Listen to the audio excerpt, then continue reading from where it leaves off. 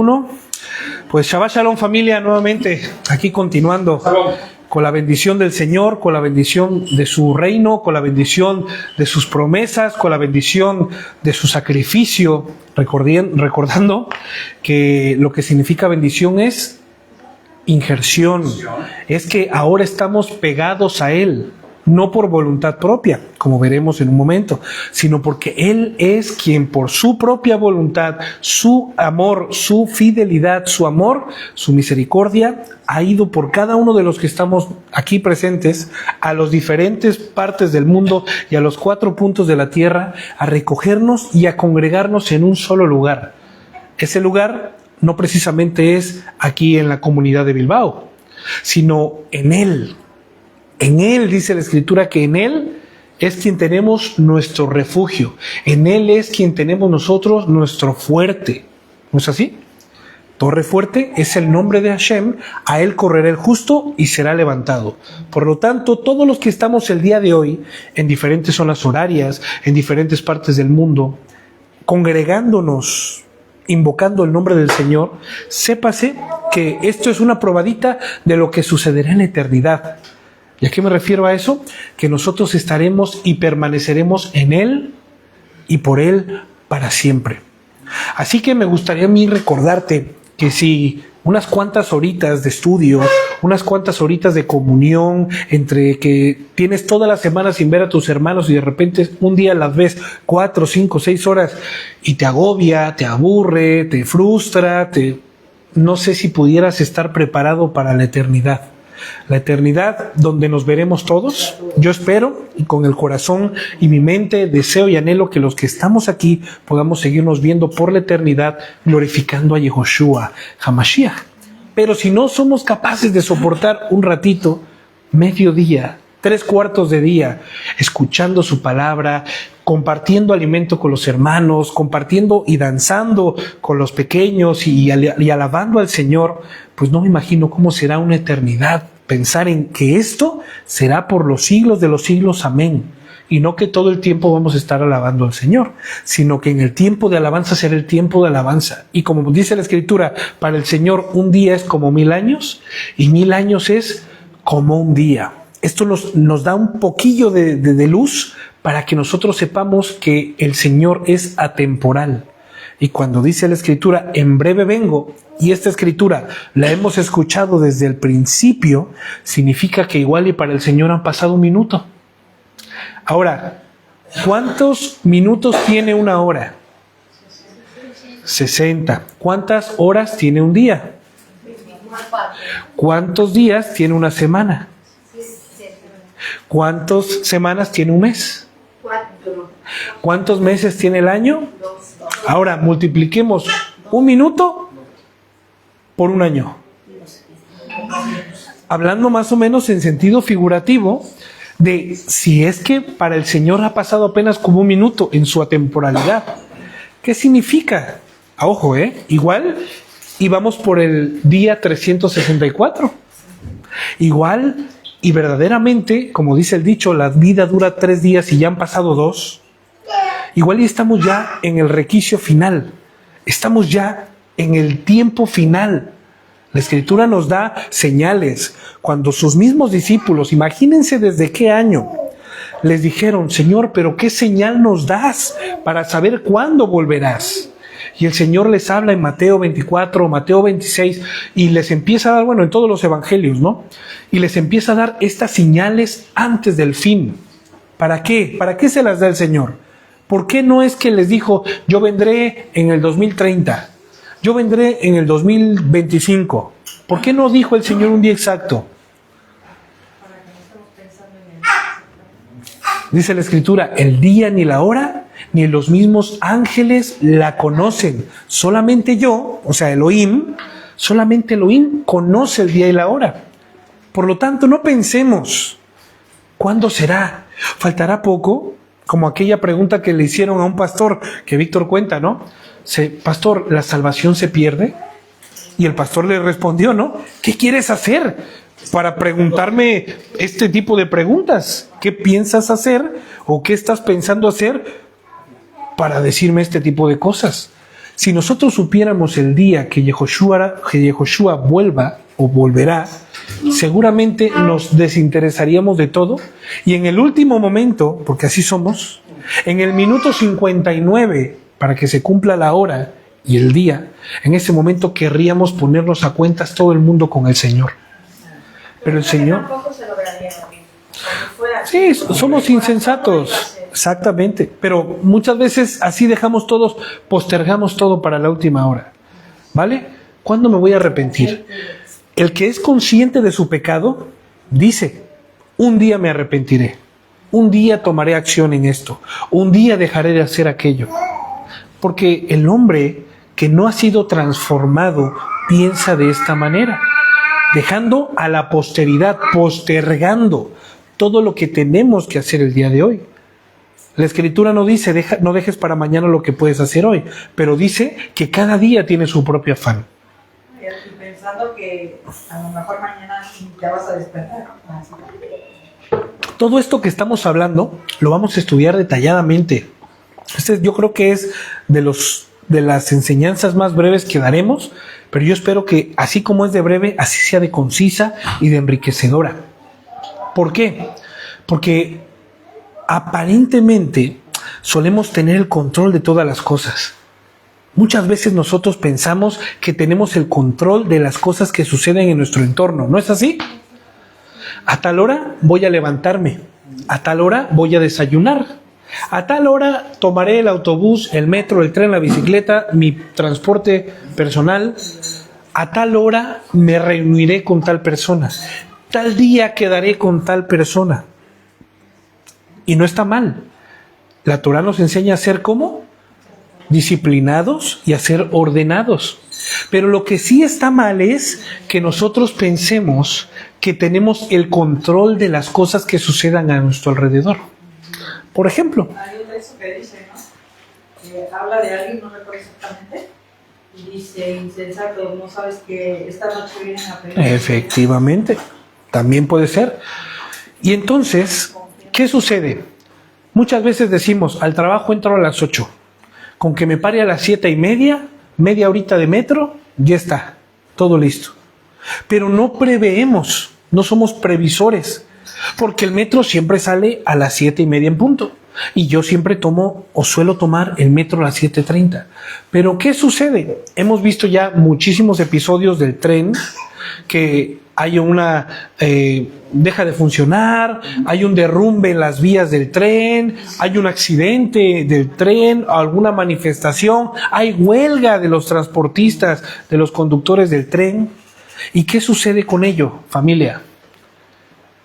Tenemos que andar mandando el mensajito, grabando el video, tomando la foto para enviársela al jefe y decir, oye, esto es lo que está sucediendo. ¿Está mal? No está mal. Pero lo que estaría mucho mejor es que tú pudieras prever todos los días de tu vida y decir, si salí a 1:30, pues voy a salir a 1:15. ¿No es así?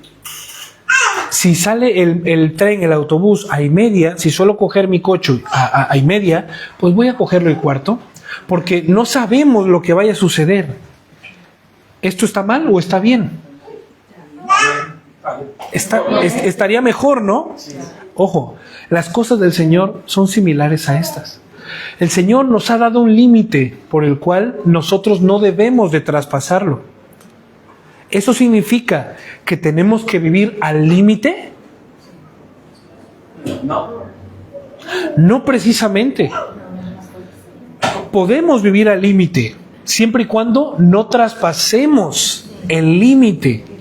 Pero vivir al límite sería demasiado complicado, demasiado agotador, demasiado acalorado. ¿Por qué? Porque en un momento puedes perder tú la pequeña percepción del límite y de lo que es correcto y de lo que es incorrecto.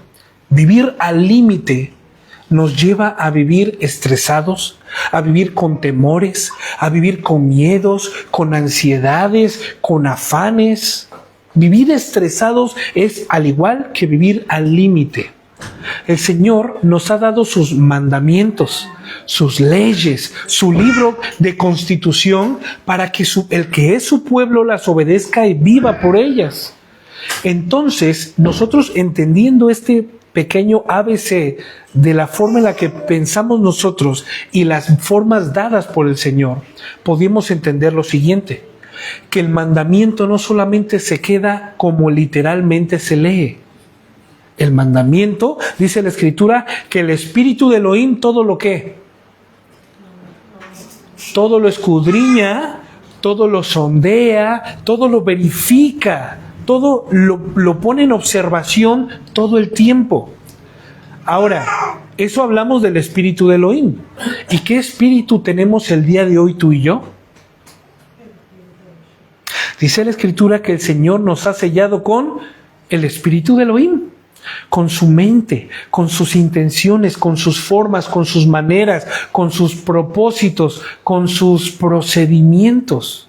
Por lo tanto, el que tú y yo vivamos dentro de la voluntad del Señor, eso nos va a conllevar a leer las letras pequeñas.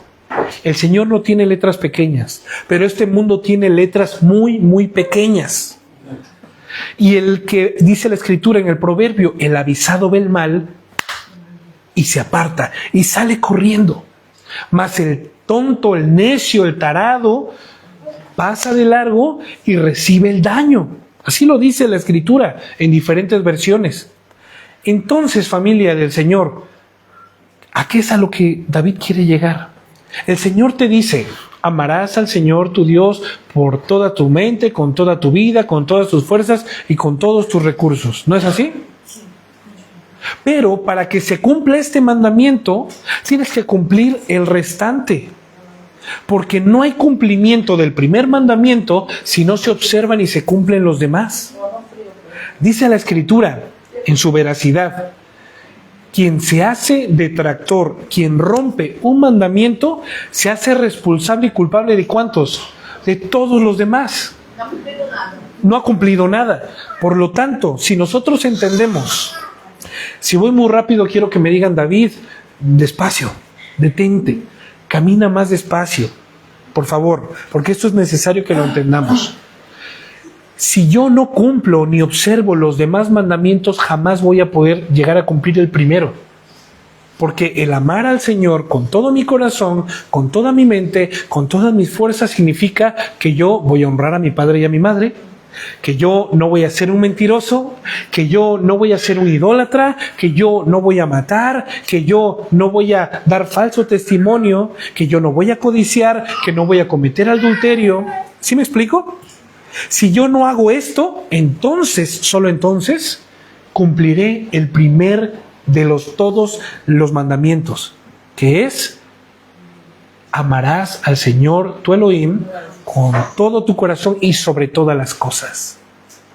Entonces, nosotros como pueblo del Señor no podemos quedarnos con la literalidad del mandamiento. Muchos amamos de voz, muchos amamos de mente, muchos amamos de corazón, muchos amamos de convicción, muchos amamos por emoción. Pero el Señor no te pide que ames con una sola de estas cosas. El Señor te pide que ames con el corazón, con tu mente, con tu emoción, con tu convicción y con tu cuerpo. ¿Sí me estoy explicando? Esto, amado pueblo, nos va a ayudar a no vivir al límite, a no vivir estresados, a no vivir agobiados, a no vivir con, ay, ya me salí de la línea de la Torá. A ver, yo mira, el mes pasado, parece ser que ya se cumplió un mes, fui con mi hija a la playa, fui con Ana a la playa y nos metimos. Y me dijo, papá, ¿por qué son esas bolas de color naranja que están flotando en el mar? Y le dije, esas bolas se llaman boyas. Y esas boyas cumplen un propósito fundamental para todo aquel que se meta a nadar, a bañar, a jugar en la playa. ¿Qué es eso, papá? ¿Qué significa? Esas boyas determinan hasta dónde tú puedes llegar sin que haya un riesgo. Ese es el límite que los socorristas y las autoridades han determinado para que tú no seas llevada por la marea, que la corriente no te arrastre, que no te vaya a tragar una fosa, para que también donde hay una profundidad mayor, pues pueda haber algún tiburoncito o algún animal que pueda hacerte daño. Por eso es que nosotros, hija, debemos respetar. Entonces podemos llegar hasta el límite, me dijo mi hija. Y yo le respondí, podemos llegar hasta el límite. Pero cuando estás en el límite y la marea viene y va, no sabes si las boyas se han alejado más del límite. Cuando estás cerca del límite, estás más cerca del peligro. Sí. A eso es a donde quiero llegar. Cuando tú y yo nos encontramos cerca del límite, nos encontramos en zona de riesgo, en zona de peligro. Y el Señor no nos mandó sus límites para que anduviéramos al límite, sino nos mandó sus límites para que nosotros podamos entrar en profundidad y ni siquiera llegar al límite. Yo siempre lo he dicho desde que conocí el Evangelio, desde que conocí y acepté la Constitución de Dios para regir mi vida, mi familia, mi matrimonio, mi trabajo y mi todo, dije, nunca me había sentido tan libre como me siento el día de hoy. Un amigo, cuando yo le estaba compartiendo esta buena nueva, me dijo, ¿pero qué te fascinó para volver a la ley? Pero David, ¿por qué te has vuelto legalista? ¿Por qué te has vuelto religioso? ¿No ves que estamos en la gracia del Señor? ¿No ves que el Señor nos ha permitido poder comer de todo, hacer de todo, ir a donde nosotros queramos, siempre y cuando, digo, siempre y cuando ¿qué? Siempre y cuando no le fallemos a Él. Y le dije, mira, qué curioso. Pero ¿cuál es ese límite? Bueno, pues puedo ir a una fiesta, me dijo, ¿no? Puedo ir a un antro, puedo ir a una discoteca, puedo yo estar allí sin necesidad de fumar, sin necesidad de estar alcoholizado, sin necesidad de... Pero yo puedo ir y disfrutar, porque Pablo dijo, apelando a la gracia, ¿no? Todo puedo hacerlo, pero no todo me conviene. Por lo tanto, yo puedo ir a la discoteca, puedo ir al antro, puedo ir al bar, puedo estar hasta determinadas horas. ¿Y qué pasa ahí? Tú no me viste a mí bebiendo, tú no me viste a mí fumando, porque yo no lo voy a hacer porque me conoces, me dijo, ¿no? Le dije, claro, pero yo te voy a decir una cosa, mi rey. Todavía me acuerdo del cabezón, le digo que se parece a ti. No en su forma, sino en su aspecto, ¿no? Le dije, mi amado hermano, cabezón, Contreras, todavía le dije, Contreras. Se apellida Contreras. Bueno, la noche, mi hermano, a menos que tengas un trabajo de nocturnidad, el Señor la hizo para dormir. Porque en la noche no hay luz. En la noche predomina la oscuridad. La noche se hizo para dormir. ¿Qué tienes que andar tú jugando al canelas, metiéndote en lugares extraños, metiéndote en lugares que no sabes qué es lo que va a suceder? Porque el Señor, créeme, que no está ahí. Pero si yo estoy ahí, el Señor está ahí. Le digo, por favor. Pero no gobierna el Señor ahí. Le dije, el hecho de que tú vayas a la oscuridad voluntariamente significa que la luz en ti carece. Porque la luz siempre va a buscar la luz y la oscuridad siempre va a buscar oscuridad. Ay, David, pero entonces, ¿qué me estás diciendo? Qué aburrido eres, me dijo, ¿no? Eres muy aburrido desde que te volviste, legalista. Desde que te volviste legalista, le digo, a ver, quieras o no, aunque yo no fuese legalista como me estás diciendo, nunca me viste a mí en un antro. Tú sabes de qué pie cojeo yo. Tú sabes que yo en un antro, vaya, o sea, olvídate del dominio propio y olvídate de... ¿Cuándo he ido contigo a un antro? No, pero, a ver, David, si tú y yo vamos a un antro, seguramente vamos a platicar, vamos a estar, digo, ahí no se va a platicar, hermano, por favor, con esa música, con esas cosas que pasan delante de tus ojos, ¿tú crees que voy a querer yo estar platicando? Voy a decir, oye, cállate, déjame ver. Seguramente. Entonces, y doy este ejemplo del antro porque fue el ejemplo que me dio. Y le dije, desde que estoy bajo autoridad, sometido bajo autoridad del Señor, me he encontrado que soy verdaderamente libre. Porque a causa de que conozco sus mandamientos y sus leyes, sé a dónde y a dónde no puedo ir.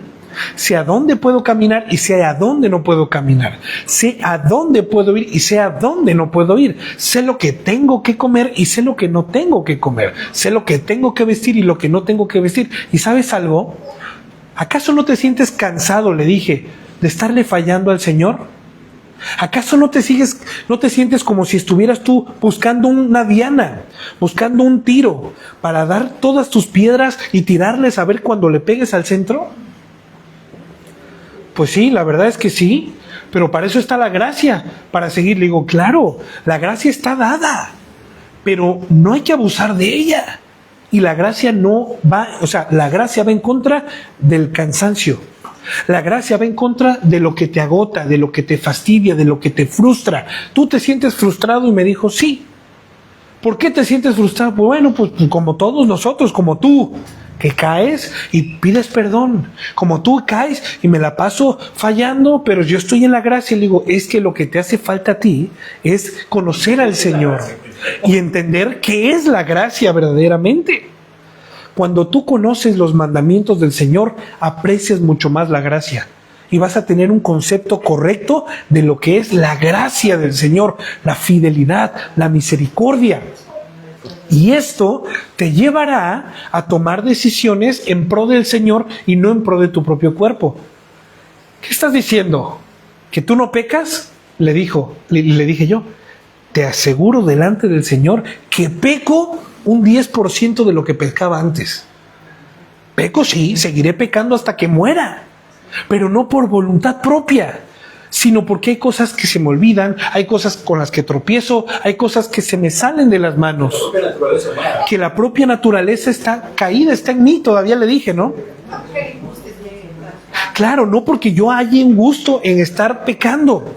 Y me dice, pero a ver, ¿qué me estás diciendo? Le digo, esto es lo que yo te quiero compartir el día de hoy. La posibilidad de que tú puedas dirigir tu vida con una diana inmensa y con unas piedras que el Señor te pone al lado, como las piedras de David, y que tú agarres y las lances hasta que le des a la puntería, hasta que le des al centro, al blanco. Eso fue lo que le dije. Me dijo, no pienso yo, el Señor dijo que los animales todos eran benditos y que podías comer de ellos. Dije, brother, esto es lo mínimo. Lo de la comida, por favor, no me lo toques. Esto es lo mínimo que nosotros podemos hacer. Es como lo interpretan, ¿no? Claro, la visión de Pedro. Aquí la cuestión no es que sea una... Claro, pero aquí la cuestión es, esto es lo que me acomoda. No importa si es verdad o mentira, me quedo con eso. Porque ese zapato es talla 46 y yo soy talla 46. Así que, ¿a quién le dan pan que llore, señora? ¿No es así? ¿A qué bebé le pones el pecho y llora? A ninguno. Efectivamente. Entonces me dijo, yo no pienso dejar. Le dije, mira, cuando tú empieces a amar al Señor verdaderamente, cuando tú te intereses en conocer al Señor verdaderamente, no me darás la razón. Yo jamás voy a querer tener la razón.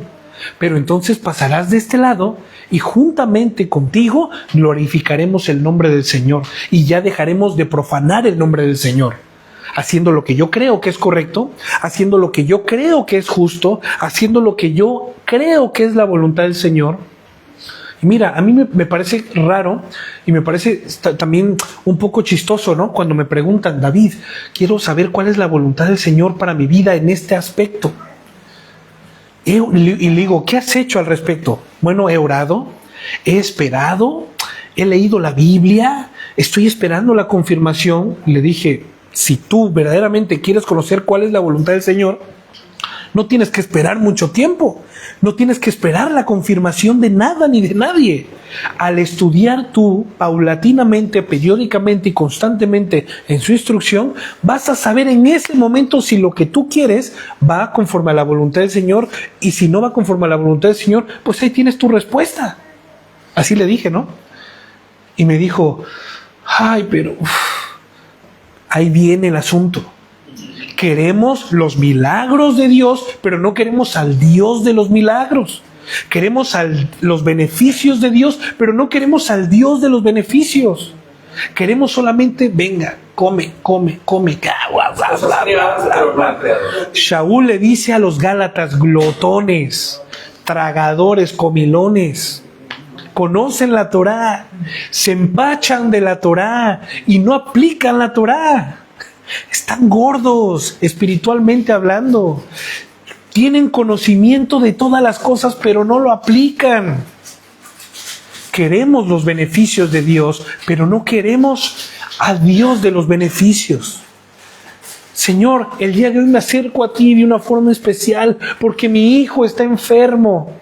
¿Y por qué no te acercas de esa forma especial cada día de tu vida? Seguramente el Señor te daría shalom para incluso si tu hijo o tu hija está enferma, puedas tener tú la seguridad de que el Señor tiene el control de ello. La bendición. Uma vez um pastor mandou programa, a igreja disse assim, e não ficou em mente que ele habla. As pessoas querem só as bendições que Deus dá, as curas, mas chegar aquele grande momento, já que tu queres o dono de tudo, do universo, quando ele chegar nas nuvens, e que fizer a divisão do povo dele, e que não é do povo dele, as bênçãos que ele recebesse dele, e a gente fala assim, é verdade. Claro. Porque ele não queria a salvação, só quis as bênçãos. Claro, por supuesto. O sea, lo que está diciendo es que cuando una persona pide al Señor y el Señor agarra y derrama su bendición, rápidamente se olvida de él. Y esa bendición que pudo haber cachado del Señor, cuando tú no eres agradecido con el Señor, ¿qué se convierte? En algo malo para tu vida, porque te crea así como, si yo le doy a mi hijo todo lo que pide siempre, quiero esto papá, toma hijo, quiero esto papá, quiero esto. ¿Cómo estoy formando a mi hijo? Peruanamente hablando, engreído. Un engreído, en un malagradecido, en una persona que no tiene el valor y no conoce el valor de las cosas, que solamente se les da cuando ellos lo piden, pero no cuando si verdaderamente lo necesitan o no. Entonces, David, ¿qué me quieres decir con todas estas cosas? Lo que yo te quiero decir es que lo poco que vamos a leer en este momento va relacionado con todo esto. Nosotros queremos ver verdaderamente beneficios con el Señor, del Señor, pero no queremos vivir con el Señor. Es como aquellos 5,000 que disfrutaron del milagro de la multiplicación de los panes y los peces. Pero ¿qué sucedió cuando ellos hubieron saciado su hambre y su sed? Se limpiaron, no recogieron nada y se marcharon. Se fueron. ¿Y quiénes son los que se quedaron a recoger las migajas, los pedazos y todas las cosas, como fue la instrucción, devuélvanlas a la cesta? Los discípulos, los apóstoles, los que estaban, ¿a dónde? Con el Señor de los milagros, disfrutando de los milagros y siendo partícipes de los milagros. El Señor no busca creyentes. Yo quiero que tú entiendas esto. El Señor busca adoradores que le adoren en espíritu y en verdad. ¿Y qué es adorar en espíritu y en verdad? Vivir por Él y para Él. Saber que si el día de hoy el Señor me ha dado la oportunidad y el aliento de vida, es porque este día lo tengo que vivir para Él. Lo que yo haga, dice Shaul, Pablo dice, hacedlo todo para la gloria de Elohim, sea que comamos, sea que bebamos, sea que nos vistemos, sea que trabajemos, hacedlo todo para la gloria del Señor. Esa es la diferencia entre un creyente y un discípulo, y un seguidor, y un siervo de Dios. El discípulo va a estar donde está su maestro siempre, a sus pies. Va a estar buscando. El Señor le dijo a sus discípulos, ya no los llamaré más discípulos. El tiempo del discipulado ha terminado. Ahora les llamaré amigos, porque un amigo sabe dónde va su amigo, pero un discípulo no sabe dónde va su maestro, porque no le compete. Y ustedes son mis amigos. Cállate. Ustedes son mis amigos. Es que se activó esta cosa. Me dice que me está subiendo la tensión, que me pongo acá, ¿no? Entonces, familia, Si queremos verdaderamente caminar y como cantamos, queremos caminar de la mano de Elohim, ¿qué es lo que tenemos que hacer? Conocer a Elohim para poder escuchar dónde va y seguirlo.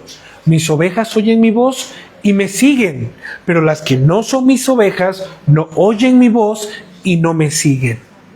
Hemos experimentado el día de hoy el milagro más grande de todo el mundo y de todos los milagros del Señor. ¿Saben cuál es ese? Ah, David, pero te estás quedando atrás. ¿Cómo que? Yo creo que no has estudiado la Torah. El milagro más grande yo creo que fue cuando el Señor hizo descender maná del cielo. No. Yo creo que el milagro más grande fue cuando el Señor hizo esa nube de fuego y esa columna de humo. Bueno, al revés, columna de fuego y nube de humo, ¿no? No, David, yo creo que el milagro más grande fue la separación del mar. No, yo creo que el milagro más grande fue cuando el Señor Jesucristo le abrió los ojos al ciego. No es cierto, cuando curó a los leprosos. Y cada uno podría tener su percepción de cuál es el milagro más grande que ha existido jamás en la tierra.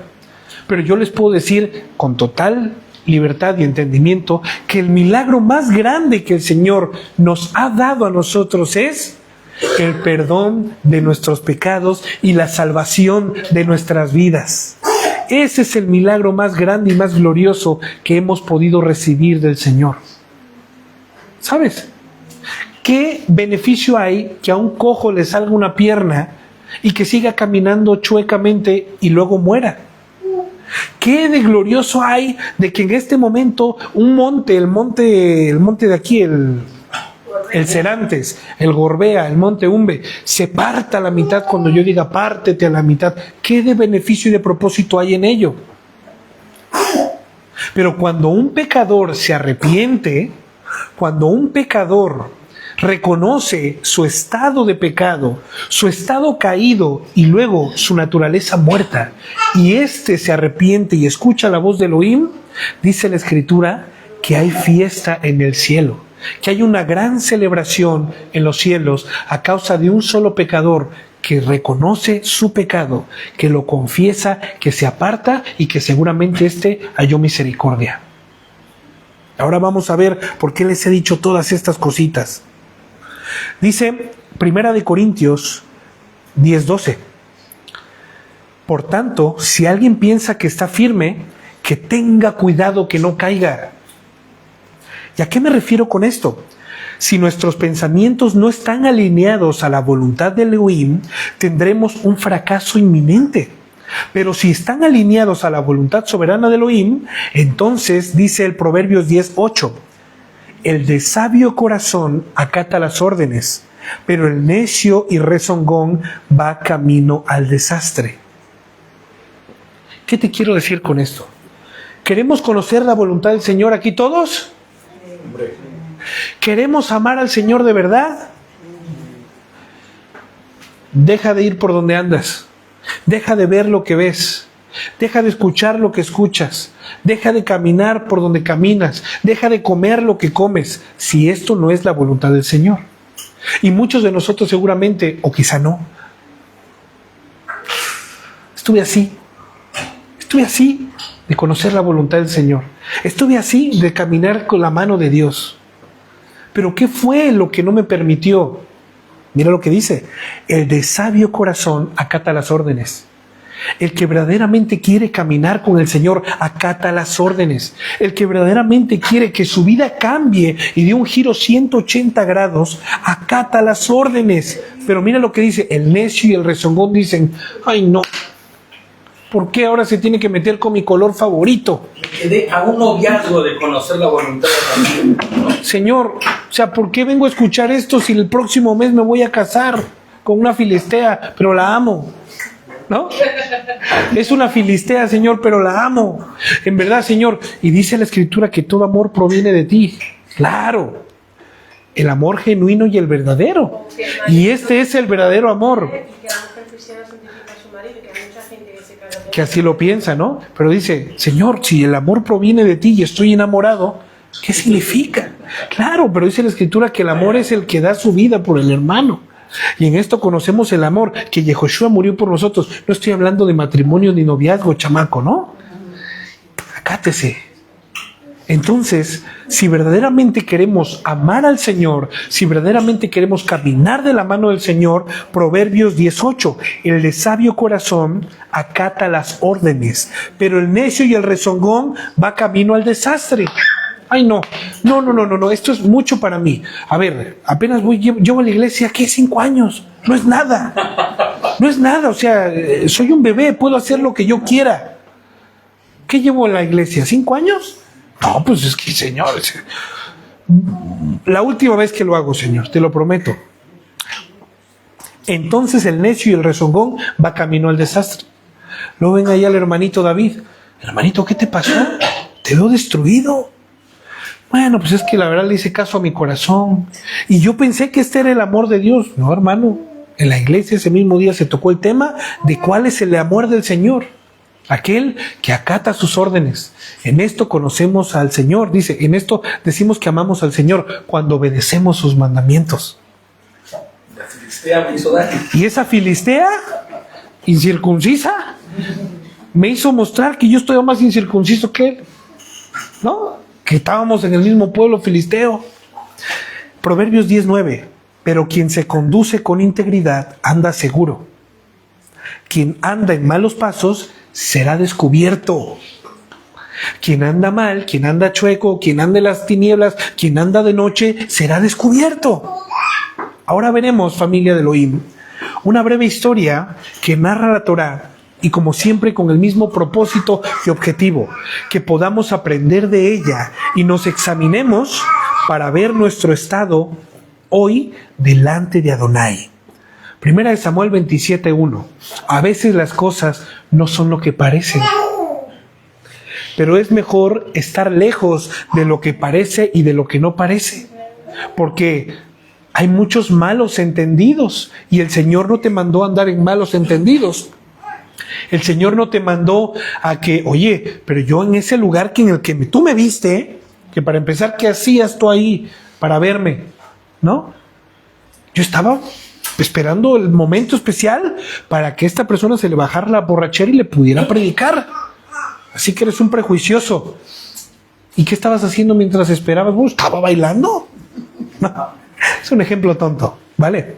Pero lo que yo voy es, dice la Escritura esto: no todas las cosas son lo que parecen. Y el Señor no nos mandó a andar como medios con niebla y que, oye, yo vi la silueta de David. No, o era David o no era David. Es que esa figura redondita, cabezona que vi por ahí, parecía que era David. ¿Era David o no era David? El Señor nos mandó a ser, ¿qué? Claros y objetivos.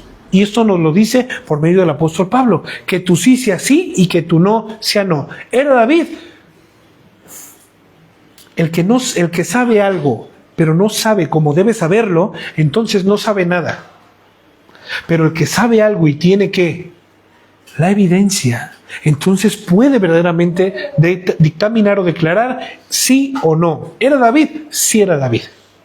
¿Por qué era David? Porque vi la silueta, porque me estresaba, pero había un espejo enorme que vi su parte de atrás, ¿no? Y era David. Vale, perfecto. Esos pies que brillaban. Entonces dice, 1 Samuel 27:1. Con todo David pensaba. Vamos a ver si me siguen, ¿eh? Un día de estos voy a morir a manos del rey Saúl. Lo mejor que puedo hacer es huir a la tierra de los filisteos. Así Saúl se cansará de buscarme por el territorio de Israel y podré escapar de sus manos. Y podré escapar de sus manos. Fíjate, ¿eh?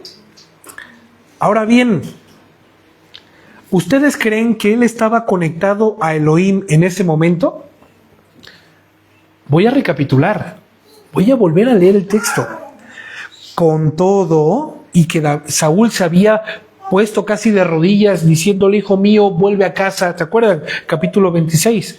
No te voy a volver a perseguir, tu vida no peligra más, puedes venir a mi casa, podemos cenar juntos, puedes dormir incluso nuevamente con tu esposa Milca y no te sucederá nada. Y dice la escritura, con todo, David pensaba, un día de estos seguramente voy a morir en las manos del rey Saúl. Lo mejor que puedo hacer es huir a la tierra de los filisteos, así Saúl se cansará de buscarme por el territorio de Israel y podré escapar de sus manos. Y todo el mundo conoce este dicho, el enemigo de mi enemigo es mi amigo. Repito, el enemigo de mi enemigo es mi amigo. Todos pudieran pensar como una táctica de guerra, como una artimaña, como una estratagema humana. Podemos pensar de esa forma. Pero ¿acaso cuando él estaba pensando esto, ustedes creen que estaba conectado a Elohim en ese momento? No. ¿Por qué no? Rápidamente alguien. Del Señor que estuviera con los filisteos, que en realidad los filisteos eran un pueblo apartado del Señor y él lo sabía. ¿Puede ser? ¿Otra objeción más? ¿Por qué creen que digo yo, Porque él estaba confiando en su inteligencia para proteger su propia vida. Podría ser que él estuviera confiando en su propia inteligencia, como dice Isa, para proteger su vida. ¿Alguien más? ¿Acaso esto no le suena a un pensamiento natural? ¿A un pensamiento de una persona que no conoce al Señor? ¿No le suena más, tiene más peso, no? Que esto sea que estas palabras provengan de una persona que no conoce al Señor, de una persona sin esperanza. ¿Qué dice la Torá al respecto? Santiago 4:13 al 17. Ahora escuchen esto. Ustedes que dicen, hoy o mañana iremos a tal o cual ciudad y pasaremos allí un rato, un año. Santiago 4:13 al 17. Repito. Ahora escuchen esto. Ustedes que dicen, hoy o mañana iremos a tal o cual ciudad y pasaremos allí un año. Haremos negocios y ganaremos mucho dinero. Y eso que ni siquiera saben ustedes lo que sucederá el día de mañana. Pues, ¿qué es su vida? Les dice Jacobo, Santiago. Ustedes son como la niebla que aparece en un momento y luego cuando sale el sol se desvanece. Los que hemos ido muy temprano por la autopista y vemos que hay un día que es muy húmedo, hay un día que es muy temprano por la mañana, ciertamente, ¿qué es lo que sucede? No se puede ver todo el panorama porque hay niebla. ¿Y la niebla qué es? Una composición de agua con calor y humedad y es vapor, Pero ¿qué dice la Escritura? Pero cuando sale el sol, ¿la niebla sigue allí? No, la niebla se desaparece, se evapora, se difumina, se vuelve a las montañas. Así dice Jacobo, Santiago, que es nuestra vida, como esta neblina, hoy está y mañana no está. Hoy estamos aquí todos gozosos cantando aleluya y mañana a la mañana el hermano David ya no amaneció. Y el hermano David, vaya, tiene 3 hijos y tiene un futuro, podría decir todo el mundo, ¿no? Tiene unas responsabilidades, pero el hermano David ya no amaneció. Porque ¿qué es nuestra vida? Un breve tiempo y luego mañana a dormir y esperar cuando la trompeta suene. Y dice, más bien deberían decir, si el Señor quiere viviremos y entonces haremos esto y aquello. ¿No es así? Fíjate que en México, no sé si aquí o no sé si en el Perú, en Cuba o en alguna parte del mundo, en Brasil, se escucha esta frase, primero Dios. Sí, ¿no? Primero Dios, vale. Entonces, cuando tú dices primero Dios, mañana voy a ir tal, primero Dios. Entonces, yo entiendo la intención de esa frase, pero esa frase está mal estructurada, porque primero Dios significa, primero consultaré al Señor, y si Él no quiere que vaya, entonces, ¿qué voy a hacer? Pues no ir. Pero yo conozco muchas gentes que dicen, primero Dios, y ahí van. O sea que eso de primero Dios fue un queda bien. Es mejor decir, si Dios quiere, entonces iré o haré. Si es voluntad de Dios, si Dios quiere, se resume a este dicho, a esta frase, si Dios quiere, mañana me levantaré muy temprano y agarraré la bicicleta y me iré a rodar un rato. Pero primero Dios, mañana voy a agarrar la bicicleta. ¿Estás diciendo primero Dios? Entonces estructura esa lista de prioridades. Si es primero el Señor, pues sabrás que tienes que hacer cosas que realmente glorifiquen al Señor, ¿no? O que tengas que ocuparte de muchas cosas. Entonces es mejor cambiar el primero Dios y que se escuche como ese queda bien, y mejor decir, si Dios quiere, haré, diré, pensaré, trabajaré, haré tal cosa. Pero ahora se jactan en sus fanfarronerías diciendo, mañana pasado iremos a tal lado, traficaremos, ganaremos, haremos mucho dinero. Toda esta jactancia es mala. Así que comete pecado todo el que sabe hacer el bien y no lo hace. El Señor nos está dando pautas para que podamos tomar decisiones en pro del Señor, para que dejemos nuestros sueños, nuestros anhelos, nuestros pensamientos a un lado y veamos si nuestros sueños, nuestros anhelos, nuestros pensamientos están calibrados a la voluntad del Señor. Es más importante que se cumpla la voluntad del Señor a que se cumpla un anhelo, un sueño, un deseo del corazón nuestro.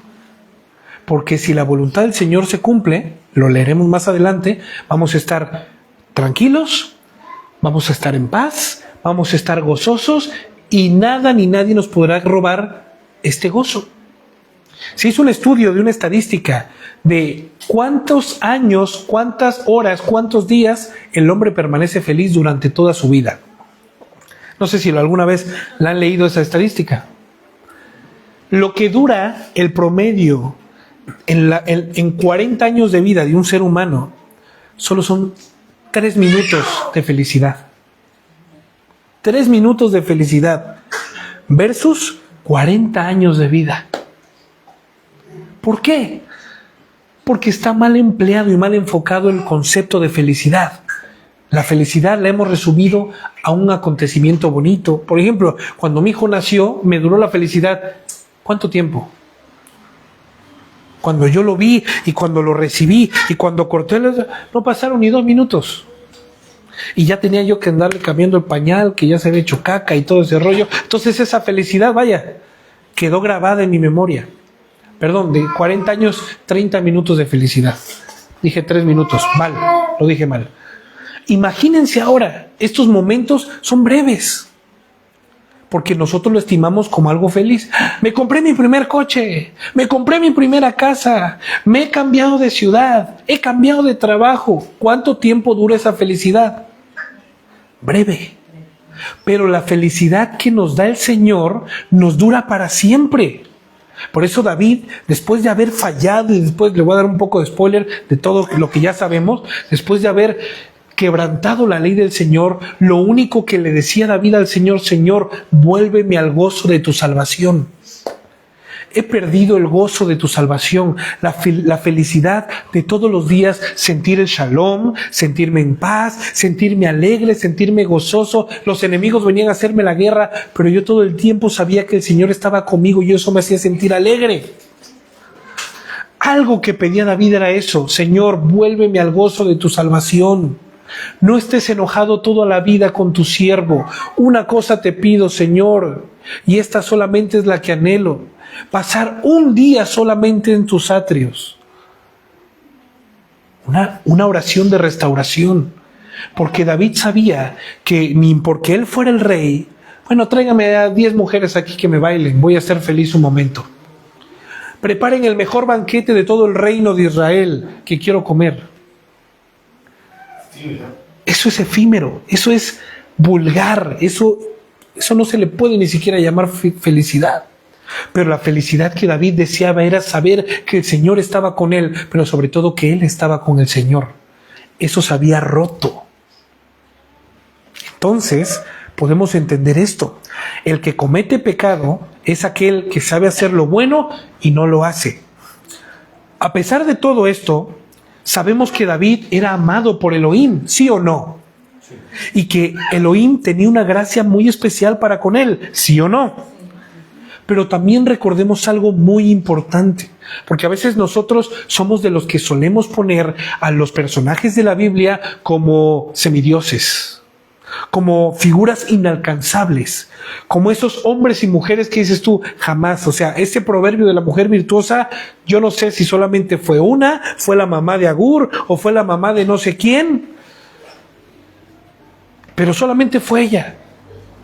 Porque no, o sea, mi mujer ni es virtuosa, ni es esto, ni es el otro. Y empezamos a ver todas que los desperfectos. Y nosotros pensamos que este hombre, esta mujer, Moshe, ¿quién como Moshe dice la Escritura, no? Que jamás se volverá a levantar un hombre como ¿quién? Como Moshe para ustedes. Claro, porque se levantará uno mejor que Moshe todavía. Y se levantó. ¿Y ese fue quién? Yehoshua HaMashiach. Entonces, nosotros debemos de dejar de pensar en David como, el amado de Dios, el intocable, el rey precioso, el que compuso los Tehilim, el que debemos de pensar, dejar de pensar en Elías como, el que descendió, hizo descender fuego del cielo, el que hizo y deshizo. ¿Saben por qué? No lo digo yo, lo dice el Señor. Ojo, cuidado con lo que está diciendo David. Debemos de recordar que ellos, al igual que nosotros, que David, al igual que nosotros, somos polvo. Él es polvo y nosotros somos polvo, tal y como nos recuerda nuestro padre Abraham. Génesis 18:27, rápidamente lo voy a leer yo. Abraham le dijo: Señor, reconozco que he sido muy atrevido al dirigirme a mi Señor, yo que apenas soy polvo y ceniza.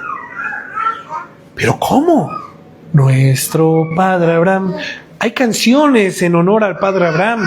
Hay conmemoraciones en honor al padre Abraham. De hecho, cuando oramos y cuando clamamos al Señor, ¿qué decimos? Clamamos e invocamos al Dios ¿de quién? De Abraham, de Isaac y de Jacob. Siempre se le recuerda en todo tiempo y en todas las generaciones, a través de las generaciones, a Abraham. Pero ¿sí se acuerdan lo que hemos estado estudiando, el estudio de Bereshit? Que Abraham también metió la pata, Abraham también falló, Abraham también fue débil, Abraham también tuvo miedo, Abraham también tomó decisiones absurdas. ¿Sí recuerdan de eso, no? Eso nos hace recordar que Abraham, como nosotros, somos polvo. ¿Y qué quiero decir con esto? Vamos rápido a 1 Corintios 15:47. 15:47 y dice... ¿Alguien que tenga voz así, que lo quiera leer y que me ayude con mi garganta destruida? ¿Cómo dijiste? 1 Corintios 15:47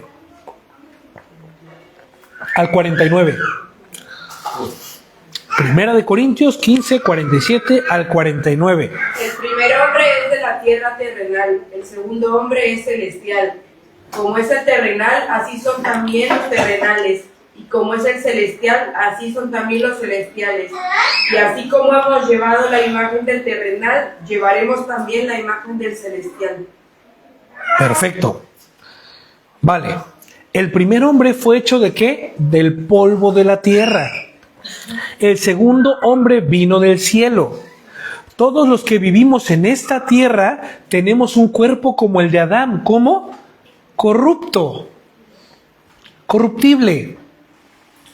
Pero todos los que viven en el cielo tienen un cuerpo como el de Mashiach, o sea, santo e incorruptible.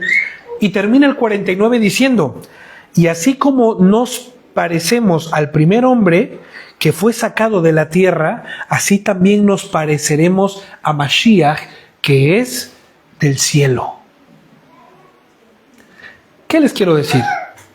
Que al igual que David, al igual que Abraham, que Isaac, que todos los patriarcas, que Noah, que cualquier hombre y mujer que se ha declarado en la Torá como hombres y mujeres santas, hombres y mujeres de confianza, hombres y mujeres preeminentes, también fueron sacados del mismo fruto. ¿De dónde?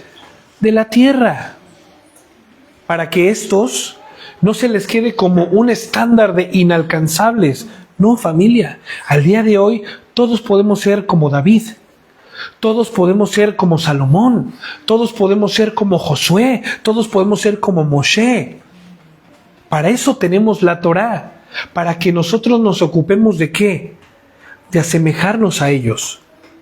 Ojo, no estoy hablando de las caídas, estoy hablando de las virtudes. La humildad de Moisés, ¿alguien más la pudo haber tenido? Yehoshua. La valentía de Josué, ¿alguien más la pudo haber tenido? Yehoshua. ¿No es así? El corazón del Señor, como el de David, ¿alguien más lo pudo haber tenido? El mismo Yehoshua. Pero dice la Escritura, la sabiduría de Salomón, ¿alguien más la podría tener? Claro que sí. Nosotros, dice la Escritura, mas vosotros tenéis la unción del Santo. Y la unción del Santo es lo mismo que la mente de Mashiach. La intención, el conocimiento, la sabiduría.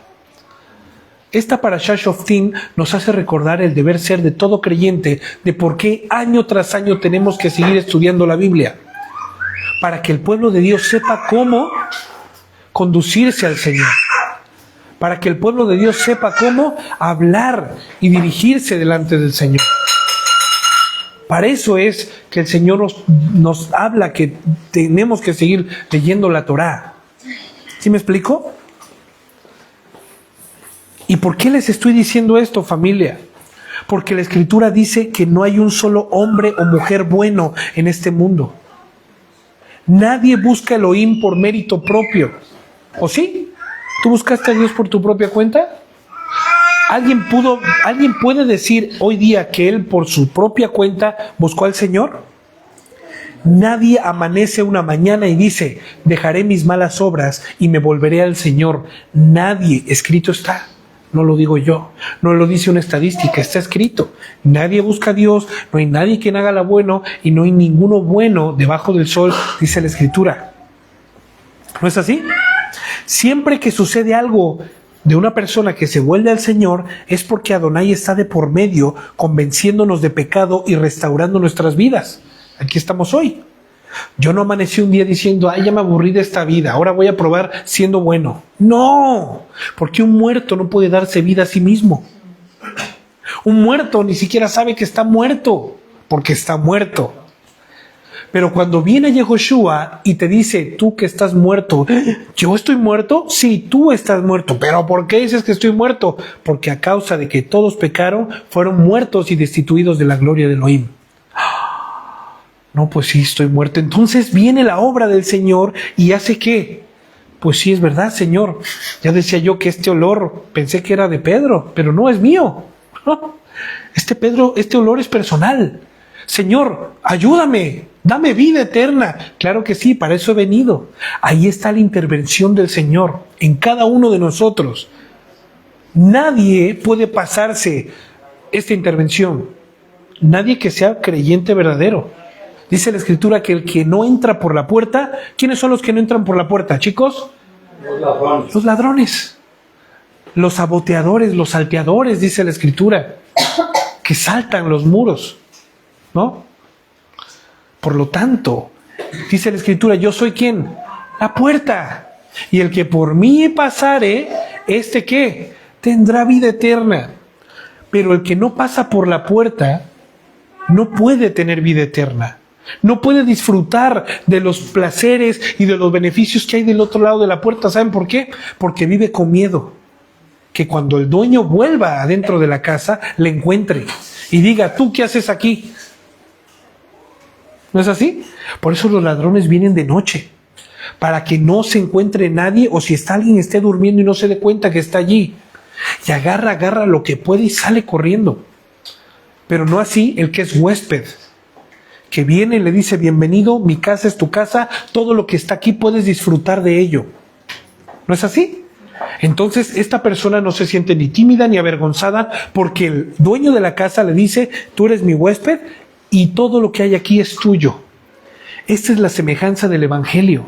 El que no pasa por Yehoshua, el que no ha reconocido que es pecador, el que no ha conocido que está muerto, no ha pasado todavía por Yehoshua. Interesante, ¿no? Por lo tanto, para que tú y yo estemos aquí, escuchando la voz de Elohim, significa que el Señor estuvo de por medio. Que el Señor tocó a tu puerta, que el Señor te habló y te convenció de pecado y tú pediste ayuda y Él accedió a ¿qué? A ayudarte. Amén. Por lo tanto, familia, con esto me refiero a que todos, mientras no vuelva nuestro Señor, no podremos estar al 100% en el Espíritu. Tendremos momentos de debilidad, momentos de carnalidad, pero ojo, estos solamente deben ser momentos y no nuestro estado continuo de vivir. ¿Sí me explico? Ahora bien, David estaba en esos 5 minutos, como se le han denominado, o sus pensamientos lo agarraron en curva, como también se suele decir. ¿Han escuchado ese dicho? Me agarraste en mis 5 minutos. Oye, David, pero me dijiste que sí. ¿En qué momento? Pues cuando estábamos tomando el cafecito, me agarraste en mis 5 minutos. Distraído. En la distracción, no estaba yo en mí mismo, estaba yo pensando en otra cosa. Te dije sí, perdóname. Muchas veces se lo he dicho a Anne. Me pide, me agarra en esos 5 minutos y parece hasta que ella sabe cuando son esos 5 minutos que viene y me dice, oye, Aita, ¿y qué onda con lo que me dijiste de ir al parque? Pues ¿cuándo yo te dije eso? Aita, cuando estabas ahí, dice, hija, perdóname, igual y te dije sí, pero estaba yo en otro lugar. O el dicho, me agarraste en curva, ¿no? ¿Han escuchado esos dichos, no? Sí. Vale, entonces para saber y seguir aterrizando esto. Entonces, seguramente David estaba en esos 5 minutos cuando él pensó, me voy a ir a la tierra de los filisteos para huir de Saúl, porque un día de estos me terminará matando. Y allí seguramente no me irá a buscar. Ya me cansé de huir. Ya me cansé de huir. ¿No es así? Entonces, ahora veremos los resultados de estos actos. Podremos ver que no hubo consulta alguna a Elohim. Señor, ¿será que yo debo ir a la tierra filistea? ¿Lo dice la Torá? No lo dice. Señor, ¿debo de ir con el rey Agis o Aquis para buscar refugio allí? David en ningún momento consulta al Señor. ¿No es así? Yo con Aquis, Aunque en el 5.º mandamiento dice, no matarás, y en ese 5.º mandamiento, como bien hablábamos al principio, cuando el Señor nos da una ley, no solamente es para que la observemos con literalidad. No matarás, vale, yo no he matado a nadie. Ah, no, pero Yehoshua dice que quien piensa mal en su corazón en contra de su prójimo es como si hubiera cometido homicidio, que se hubiera matado. Ay, no, pues entonces sí. El Señor nos da la oportunidad de escuchar la literalidad, pero entrar y profundizar en ese mensaje, en esa ley. No sé si me estoy explicando. El Señor no solamente te dice, quédate con lo que te acomode, quédate con lo que te dije, no. Sino el que pone la ley en marcha, el que guarda los mandamientos y los pone por obra, ese será llamado justo delante del reino de los cielos. ¿Sí me explico? Entonces, hermanos, no podemos quedarnos solamente en la literalidad de no matarás. Porque Yehoshua, había muchas personas que decían y se pensaban justos porque nunca habían matado. Y agarra a nuestro Señor, su majestad y rey y maestro de maestros, Yehoshua HaMashiach, y dice, claro, la ley dice no matarás. Pero yo digo que lo que dice verdaderamente la ley no solamente es en quitarle la vida, sino en tener algo en tu corazón contra tu hermano. Ahí le has matado. ¡Ay! Dice la ley que no adulterarás. Había muchos que, brincaban de santos y peregrinos. Pero ¿qué pasaba cuando pasaba la hermanita Rahab? Que todo el mundo sabía de dónde provenía, todo el mundo conocía su pasado. Y aquellos hombres, ¿qué pasaba cuando la hermanita Rahab se pasaba delante? ¿Qué venía a sus mentes cuando estaba la hermana Rahab delante de ellos? ¿Será que todavía siga chambeando? ¿No? O no sé. Entonces nuestro Señor Yehoshua, el maestro de maestros y señores señores, dice la ley, no adulterarás. Para todos aquellos que se dan golpes de pecho diciendo, yo jamás he tocado a otra mujer, jamás he estado con otra mujer. Pero la Escritura dice, no dice, pero yo digo, todo aquel que mire a una mujer con ojos deseándola en su corazón, ya ha cometido adulterio. Entonces todo el mundo, ¡no! Pero no que estaban ustedes dando saltos de santidad. ¿No? Y esto es lo que el Señor nos da la oportunidad, que al día de hoy tú y yo, y el día de mañana y el día de pasado, podamos estar en esta felicidad. De decir, yo no he matado a nadie, pero he procurado vivir. Yo no he matado a nadie y no tengo nada el día de hoy en contra de ninguno de mis hermanos. Estoy seguro, me siento firme y estoy confiado en el Señor. Nunca he cometido adulterio y al día de hoy ya no ando viendo hermanitos, ni hermanitas, ni paisanas, ni filisteas, ni nadie que se me pase por encima. Ajarro, mejor cierro los ojos o me doy la vuelta o me pongo a orar o a cantar salmos, ¿no? O me pongo la foto de mi abuelita ahí. La foto de Donald Trump. Bueno, entonces quiero explicarme y expresarme correctamente para que lo entendamos. Entonces, ¿por qué digo David? Las cosas siempre no son lo que parecen, porque pudiéramos ver que David no consultó al Señor, pero quizá en su corazón estaba el quinto mandamiento. David, no puedes dejarte descansar ni tirarte a la flojera, porque donde Saúl te agarre desapercibido, te va a matar. Entonces voy a procurar la vida. Interesante, ¿no? El quinto mandamiento dice no matarás y ahí va implícito, busca preservar tu vida a toda costas. Entonces podríamos pensar y podríamos ver que quizá David buscaba honrar al Señor en el espíritu, mientras naturalmente podríamos ver algo completamente opuesto. Por ejemplo, que dejó de confiar en la protección del Señor, sabiendo que Adonai lo había ungido como rey, ¿recuerdan? A ver, pero ¿cómo voy a morir yo si el Señor me ha ungido como rey? Claro, esto es lo que naturalmente podemos percibir, pero quizá la intención de David fue una intención en el espíritu, de honrar al Señor diciendo, Señor, no quiero más huir, quiero, y van a ver por qué lo digo, verso 2, acompañado de sus 600 hombres, ¿ustedes creen? Ojo, 600 hombres no significa a que sea la multitud que solamente estaba con David. 600 hombres se refiere a 600 hombres de guerra que se habían alistado al ejército de David. Y mira lo que dice la Escritura, cada uno con su esposa. Y si hay esposa, hay también ¿qué? Hijos. Y si hay hijos, hay también ¿qué? Nietos, quizá para algunos. Cada hombre con su familia. Entonces estamos hablando de 600 cabezas y de esas cabezas se salieron más cabezas y más cabezas.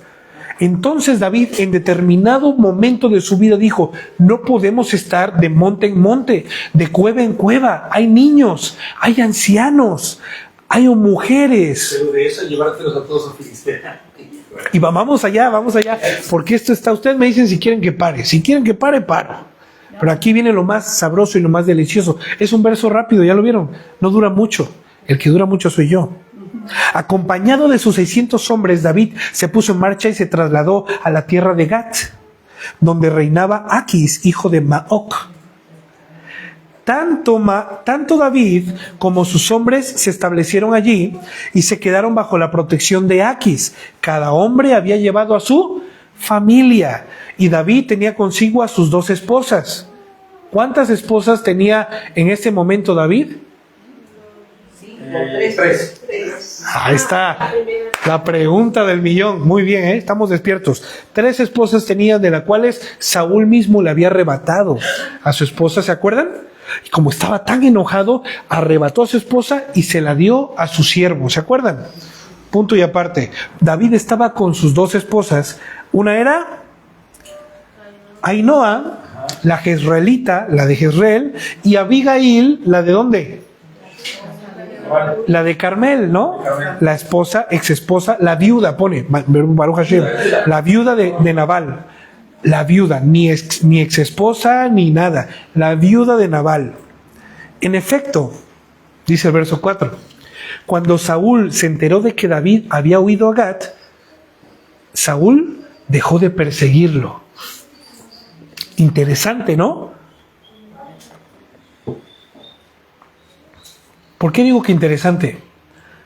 Porque ciertamente se había cumplido el pensamiento de David al decir, mi vida estará a salvo y el rey Saúl no me querrá matar, ni yo tendré que matarlo por defensa propia. ¿No es así? Pero, vamos a ver qué sucede. Aún después Saúl de enterarse de que su enemigo él era de Saúl. Su enemigo de él, Enemigo de él, claro. Era enemigo muy de Saúl. Estaba en tierras enemigas. Nos damos cuenta de que Saúl nuevamente pasó por alto la voluntad de Elohim. Al decir, sí, te vas con el pueblo enemigo, pues ahora tengo el doble de razón para poder acabar con todos los filisteos. Pero es que el corazón de Saúl no estaba en eso. El corazón de Saúl estaba en David es un peligro porque ya ha fungido y puede ser rey y quitarme el trono. Exactamente.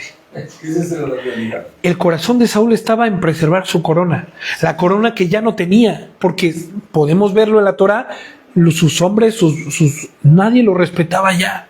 Lo tomaban como una persona descontrolada, como una persona loca. Entonces, Saúl nuevamente pasó por alto la voluntad de Elohim de echar al pueblo filisteo de la tierra de Canaán. Como fue declarado, mientras no moleste, nosotros no le molestamos. ¿Ya? En este estado tranquilo. Si los filisteos no vienen, pues nosotros no vamos a ellos. Pero la voluntad de Elohim, acuérdense dónde está ubicado el pueblo de Filistea en ese momento y dónde está hoy. En esta famosa llamada franja de ¿qué? Gaza. Franja de Gaza, que aunque sea una franja, que aunque esté ubicado en Gaza, pertenece a Canaán, señores.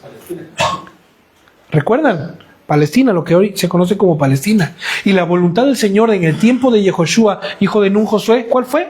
Expulsa a todos los cananeos, a todos los amorreos, a todos los heteos, los fereceos, a todos los filisteos, de las tierras que yo te estoy a punto de dar. ¿Se acuerdan? Oye, si el primer juez, ¿quién fue? Otoniel se armó de valor para echar a los anaquitas de las montañas, ¿recuerdan? Para ganarse a su esposa, Axa. Pero de consuelo, porque hizo un acuerdo y luego se optó por eso. No.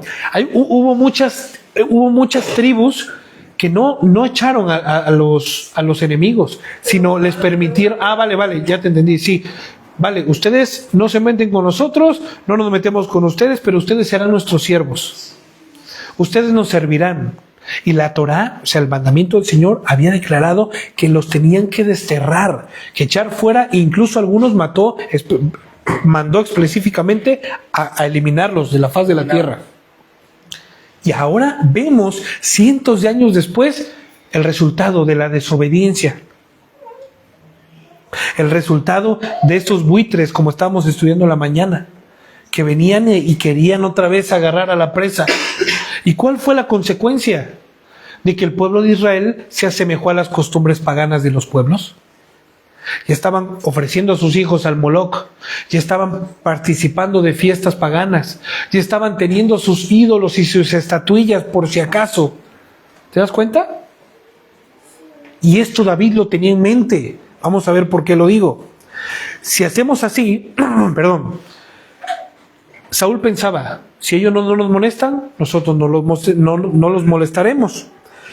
Y nosotros, pueblo de Adonai, si así hacemos nosotros con el pecado que hay en nosotros, estamos perdidos. Adonai nos mandó a erradicar la vieja naturaleza pecaminosa cada día, hasta ser perfectos, o sea, hasta su segundo advenimiento, hasta su segunda venida. Ojo al dato, como se dice el dicho, ojo al parche, que es pirata. Gálatas 5:16, y vamos a terminar, casi. Por eso les doy este consejo: dejen que el Espíritu guíe sus vidas y no complazcan más los deseos perversos de su naturaleza carnal. Nuestra naturaleza carnal desea lo que está en contra del Espíritu, y el Espíritu desea todo lo que está en contra de la naturaleza carnal. Los dos se oponen, pero resulta que ustedes no están haciendo lo que realmente quieren. Verso 19. Está claro que las cosas que hace nuestra naturaleza carnal son inmoralidad sexual, impureza, descontrol, idolatría, participar en brujerías, odio, discordia, celos, iras, rivalidades, peleas, divisiones, envidias, borracheras, parrandas y otras cosas parecidas. Ya les advertí que contra eso, y ahora les vuelvo a decir lo mismo, que todos los que hacen eso no tendrán parte en el reino de Dios. En cambio, el Espíritu produce amor, alegría, paz, paciencia, amabilidad, bondad, fidelidad, humildad y dominio propio. No existe ninguna ley en contra de todas estas cosas. Todos los que pertenecen a Yeshua, esta sería lo que se espera, han crucificado su naturaleza carnal junto con sus pasiones y sentimientos egoístas. Ups. No podemos dormir, familia. No podemos dejar de estar atentos porque el diablo no duerme. ¿Recuerdan lo que estuvimos hablando del diablo la semana pasada, no? De no pasarlo por alto, no desestimarlo, no pensar como si no estuviera. No, el diablo está. Hasta que el Señor lo venza por completo y lo destruya, hasta ese momento podremos tener paz tú y yo. Porque al final esa es la máquina del enemigo, que tú entiendas que, o que tú creas que él no está ahí. Claro, eso es lo que Él quiere ponerte. Él no existe, ya está vencido, Él no me hace nada. ¿Quién se atreverá a acusar a los escogidos del Señor?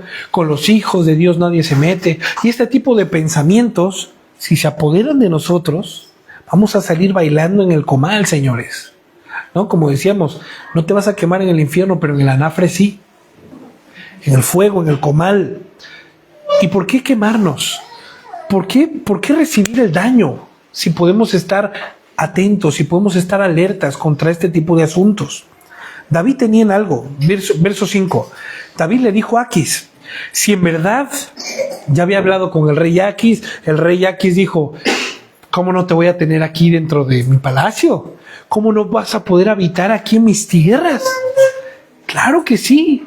El enemigo de mi enemigo es mi amigo.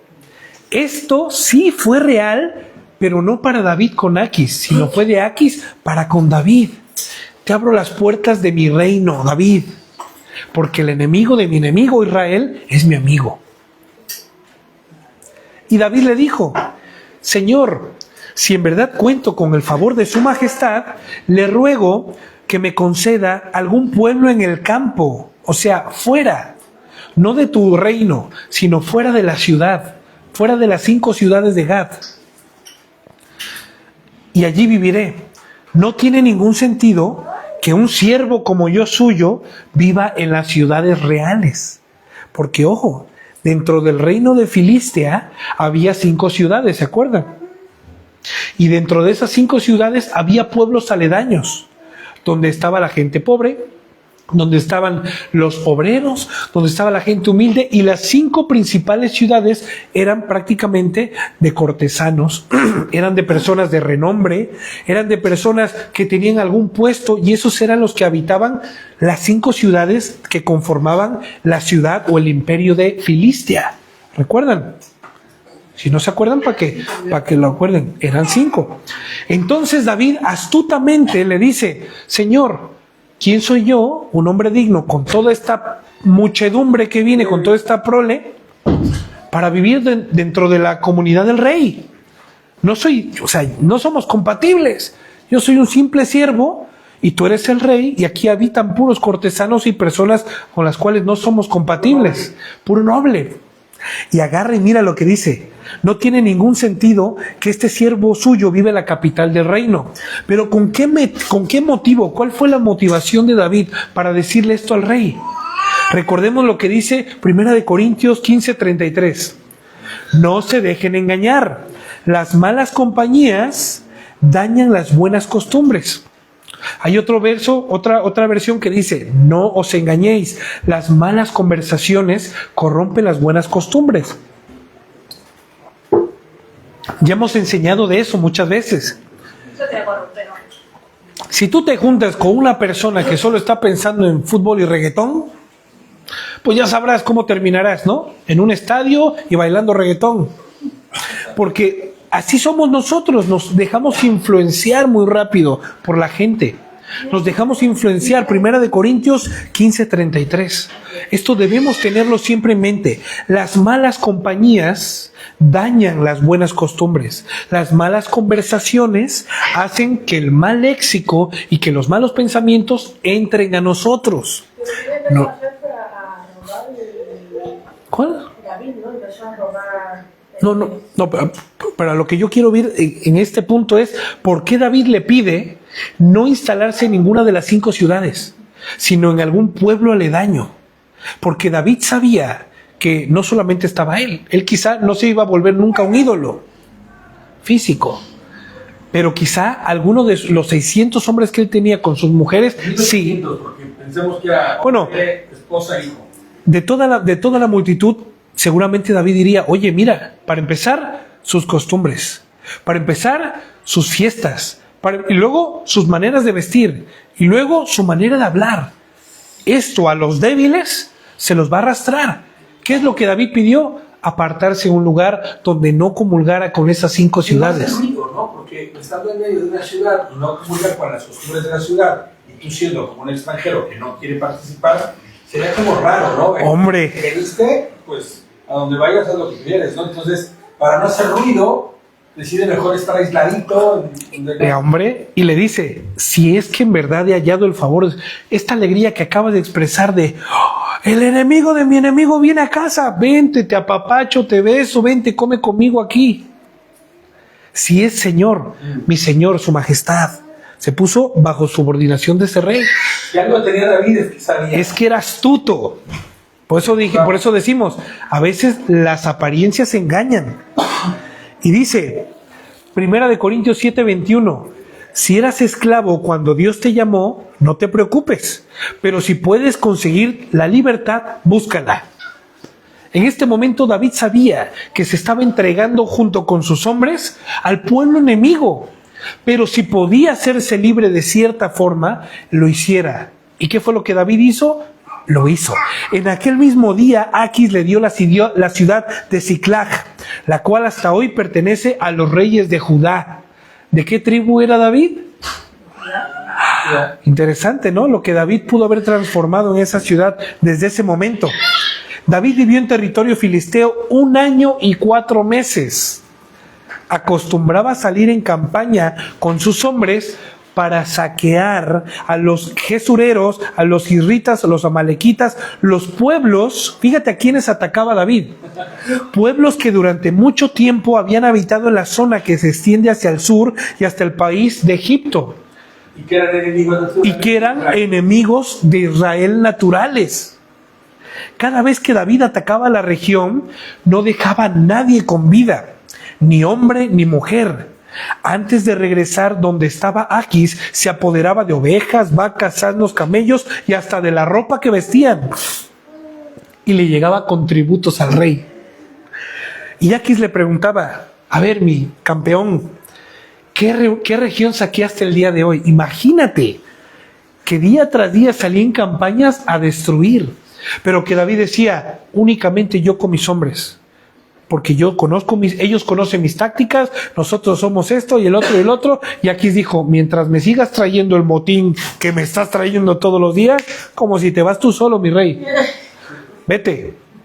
¿Ingenuo? Hasta cierto punto. Y le preguntaba el rey Aquis, jugoso, ¿no? David, ¿qué me has traído el día de hoy? ¿Qué región saqueaste? ¿Qué ofrenda le traes a tu rey? Porque yo sé, obviamente, se quedaban, ¿no? Con parte del motín. Hasta el día de hoy, toda la legislación de guerra es la misma en todos los pueblos. Lo que tú saqueaste te pertenece. Pero si te debes a alguien, pues le tienes que dar el cierto porcentaje de lo que saqueaste. Y David le respondía, la del sur de Judá, o bien la del sur de Jeramel, o la del sur, donde viven los kenitas. Siempre pensando Aquis que David atacaba a Israel, alguna de las regiones donde David estaba debilitando el reino de Israel. Eso es lo que Aquis pensaba por las respuestas de David. Eso mataba a todos, no dejaba a nadie. Y dice el verso 11, David no dejaba con vida ni a hombre ni a mujer, pues pensaba que si llevaba prisioneros a Gad, lo denunciarían por lo que estaba haciendo. Este fue su patrón de conducta durante 1 año y 4 meses que estuvo en territorio filisteo. Y Aquis, por su parte, confiaba su vida en David y se decía: David se está haciendo odioso a los israelitas, su propia gente. Sin duda me servirá para siempre. Pero ojo, fíjense hasta dónde puede llegar la voluntad del Señor para con una persona que busca amar al Señor aunque esté en tierras enemigas. Para que el Señor haga confusión en el pueblo filisteo. Pero son casos aislados. Este es un caso aislado. Esto es un caso súper aislado, claro. Estamos hablando de un contexto específico. Normal que estuviera matando a todo el mundo. Señora, se estaba deshaciendo de los... A ver, De los enemigos. espera. ¿Cuál fue la promesa para David? ¿Qué iba a ser qué? ¿Rey de dónde? De Israel. ¿Y qué es lo que comprende Israel? ¿O lo que el Señor había determinado que compartiera todo Israel? Todo Canaán.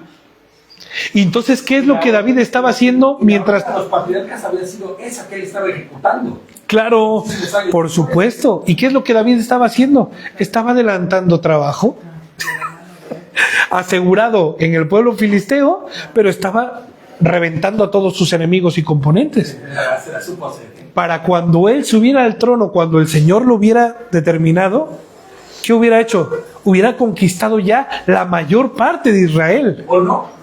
¿O no? No subía al trono, pero sí aseguraba que Israel tuviera el menos número de enemigos, porque al final él amaba a Israel, amaba a su pueblo. Él mismo, cuando Saúl se presentó, le dijo: ¿hasta cuándo me dejarás de estar como paria, lejos de mi pueblo, lejos de mis hermanos? Me has quitado ir y ofrecer, ¿cómo dijo? Ir y ofrecer sacrificios al tabernáculo del Señor. Entonces, familia, terminamos con esto. No todas las cosas son las que parecen, pero el Señor no nos mandó a andar a medias tintas. El Señor no nos mandó a hacerle la vista un poco rara al hermano. ¿Me explico? Ay, David, es que me encontré a David allá donde venden, pues ya saben lo que venden, ¿no? ¿Qué estará haciendo ahí David? Dice la Escritura: si a tu hermano le es ocasión de caer que tú comas carne, por cuestión de amor al Señor y amor al hermano, dejaré de comer carne. Si yo no tengo nada que ir a hacer a un sitio, por amor al Señor y a mis hermanos, pues no debo ir a ese sitio y no iré. El Señor aquí, yo creo que el mensaje estriba en esto: no hagamos cosas buenas que parezcan malas, ni malas que parezcan buenas. Porque el Señor nos mandó a ser genuinos, reales y radicales. Acuérdense de esto solo. Moshe, cuando descendió del Sinaí, reventó las 2 tablas y rompió y destrozó el becerro de oro, dijo una cosa: los que sean del Señor, vengan conmigo de este lado. Eso fue lo único que dijo.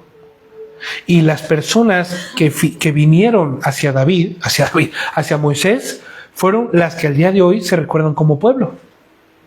Entonces, los que seamos del Señor, busquemos siempre glorificar al Señor en todo lo que hagamos, sea que comamos, sea que vivamos, sea que hablemos, sea que nos enrollemos, sea que trabajemos, hagámoslo todo para la obra del Señor.